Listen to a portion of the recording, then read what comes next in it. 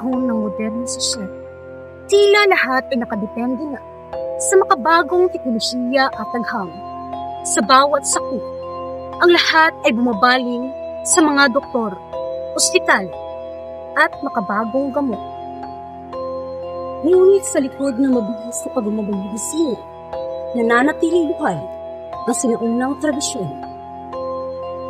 Sa mga ligib na baryo, o minsan ay sa puso ng mga syudad, may mga taong naniniwala sa gamot ng kalikasan, orasyon, at pananampalataya. Ang mga manghihilo, albularyo, at manggagamot na tradisyonal. Lumakbay ang aming team patungo sa Don Carlos Norte, Puro 4.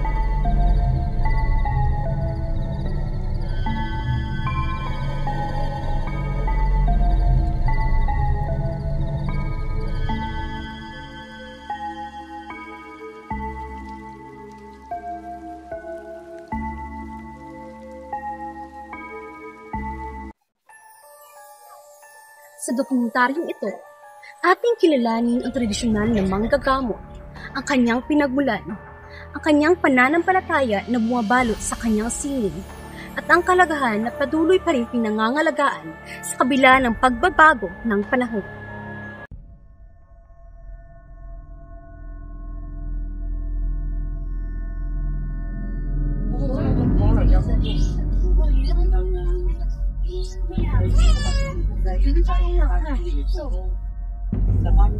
Kay formal siya, walang pugihan ko pa, pinalang ni at siya, hindi mo ko diya gadawat, hindi naman kayo ko niya, dito rin, sa kulay, di mo, di siya gauna, ang kuha, gauna niya.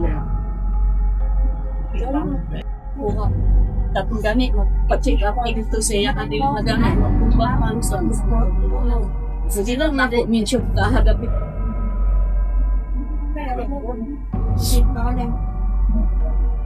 Karon sa man wala pa may kuan sa ako gaga ng kumpang nga yung hangin nga kitanglan na sa katabang yung panahon na siya mo sa dikado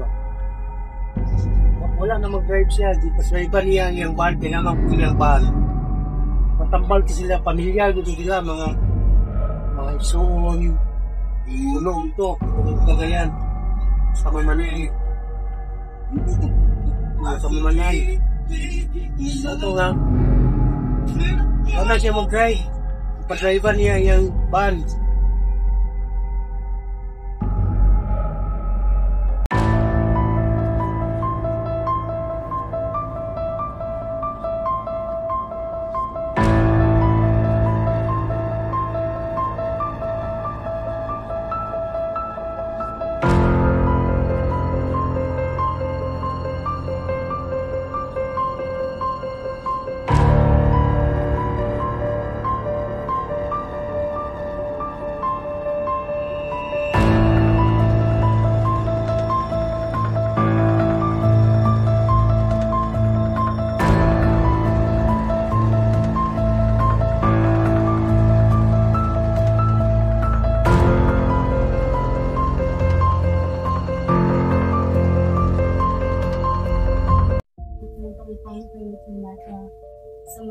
na maging isang review na magagamit.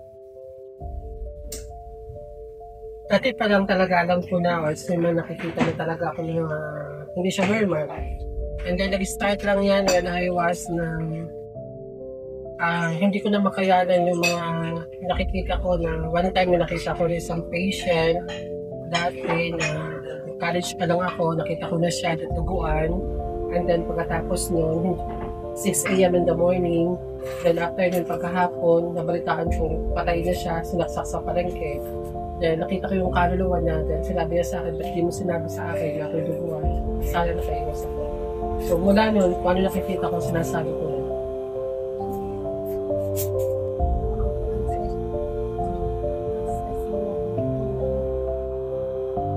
Okay, supposedly I have a talent like this when I was 7 years old. And after that, so, nag-full-time na ako sa panggagamot when all 2024, so 23 years pa lang.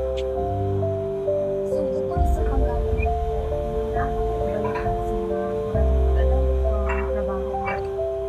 Trabaho. Okay, before ko manggamot, I am area manager of Bank Incorporated. And after that, after I was graduated from the Central Philippines University, Bachelor of Business Administration, major in Accounting, cum laude. My first job is a teacher. And after that, 6 months, nagkameron ako ng supervisor sa Malaysia. After that, 1 year call center. Next, by the year 2010, after 2015, branch manager of Bank. 2015 to 2023, I am manager, then regional director of Bank Incorporated previous year. And as of now, so the reason why should I resign is I build my own business. I have own lending company, which is A. Mendoza Lending Company. And I have own foundation, which is A. Mendoza Foundation. Ano po, next question. Ano Okay. po ang nagturo o namana niyo po ba yung kaalaman niyo sa panggagamit? Maaring naman kasi sa dugo namin meron pero walang nagturo. Kung manggagamot ka at may sarili kang kakayahan, hindi kinakailangan ng gamit, hindi kinakailangan magturo kung para sa inyo, para sa inyo. Pagsubok ko ng mga sarili, hindi bilang isang tagpian ng mga Acceptance sa aking kaugalingan. From a very professional person, changed to healer sa akong sarili. Pero about sa mga tao, very simple lang po. Kung magtubo, kung hindi.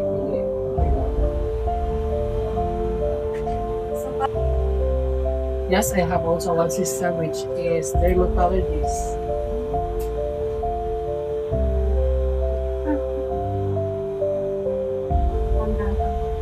Based on what you observed before, that is the way how to heal the patient. Nag-observe ako kanina? Yes, sir. That is last part. Okay, so Dr. Hospital kapag nalalang kaso ng I have a lot of patients which is may kaugnayan din sa mga medicine, like pharmacies, like laboratories. If I need a result regarding for the laboratories, nagawa din ako ng mga recommendation letter. And I have a lot of patients, not from the doctor also, and also a doctor na naging pasyente ko din.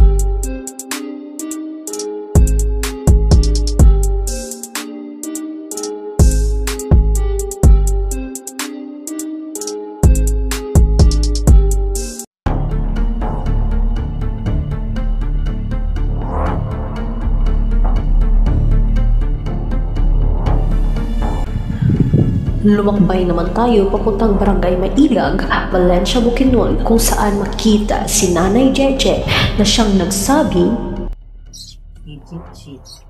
Just call me Auntie Gigi. Okay.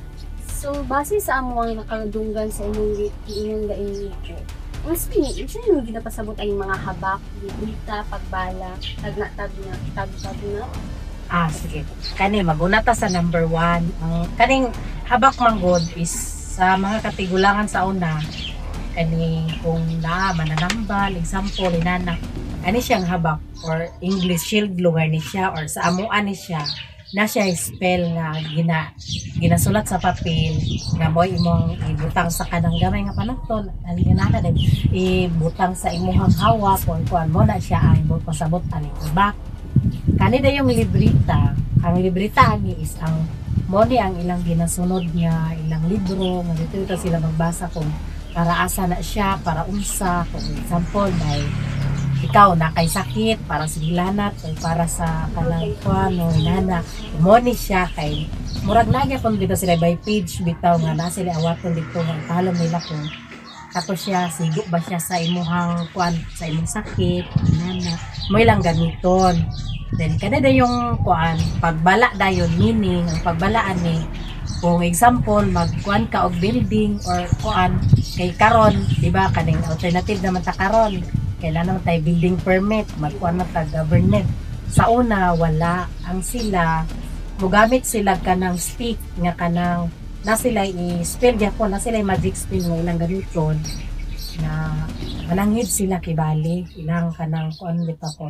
Kung mutugot ang kanang press nga naaga puyo sa kanang kuranang say tawag ani like naman kita karon moingon nga pwede ba mi dire magbalay na sila ganito nila ding stick dayon kung mutaas siya gamay meaning okay na to siya pwede na kadira magbalay o mo to siya and kanida yung pagtagna or prediction man siya example kung ikaw nawala or kaning asa ka nagpadulong bisag wala ka nagstorya, mahibalaan ka nila. Kay, gamiton lang nila na imuhang ngalan, imong sinina, nga imong gibilin, ibalaan na kaanak nila, mo na ibut pasabot anang pagtagna.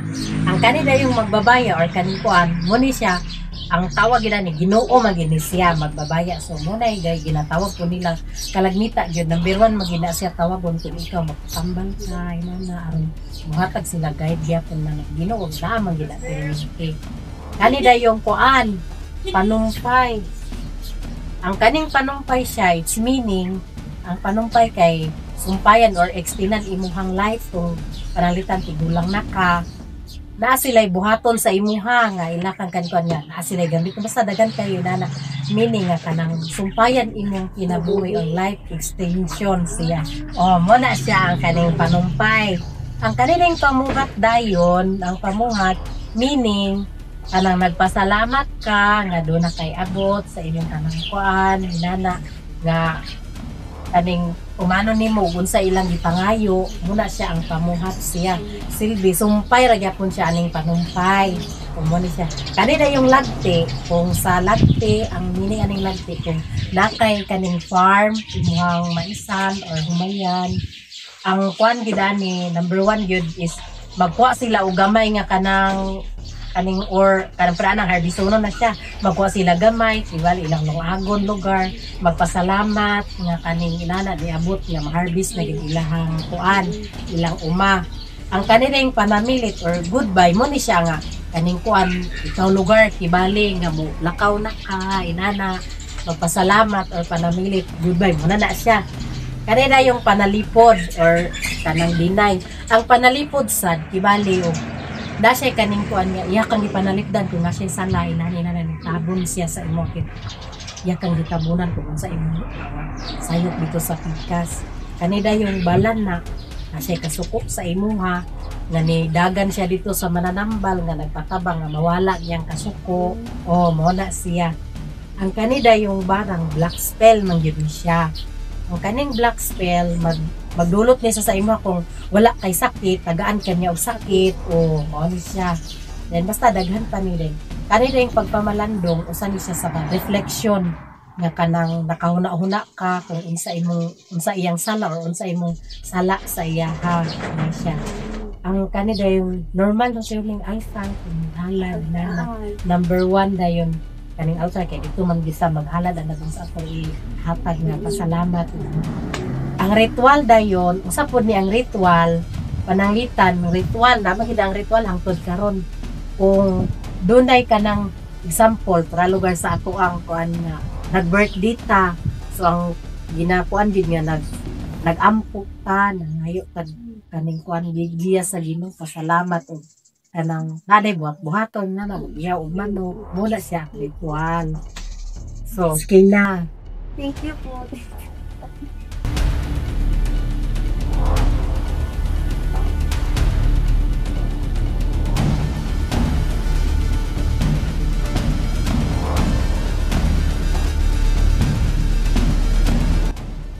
Ito ang kanyang kwento. Kwentong pananampalataya, kultura at pagpapagaling. Ang kwento ng Pilipinong albularyo sa gitna ng makabagong mundo. Sa pagtatapos ng aming paglalakbay at pananaliksik, mas malinaw naming nakita na ang pananambat, albularyo at manggagamot na tradisyonal ay higit pa sa mga taong nagpapagaling. Sila ay tagapag-ingat ng kwento, paniniwala at kulturang matagal nang bumabalot sa pagkatao ng Pilipino. Sa bawat tahimik na baryo at sa likod ng simpleng kubo, natuklasan namin buhay pa rin ang isang sinaunang tradisyon, ang panggagamot na nakaugat sa pananalig, ugnayan ng komunidad at paggalang sa kalikasan.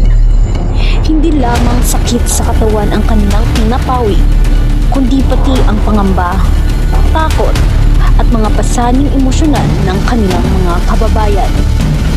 At sa panahon ngayon, kung saan mabilis ang takbo ng buhay at lahat ay tila puro siyensya, pinaaalala sa amin ng mga mananambal na may mga bagay na hindi nasusukat ng makina o resulta ng laboratorio tulad ng pananampalataya, ugnayan sa kapwa at pag-asa. Sa huli, ang aming natuklasan ay simple ngunit makapangyarihan. Ang mga tradisyon na manggagamot ay hindi lamang bahagi ng nakaraan. Sila ay buhay na patunay ng katatagan ng kulturang Pilipino. Sila ang tulay sa pagitan ng sinauna at makabago, ng kalikasan at agham, ng paniniwala at pagpapagaling.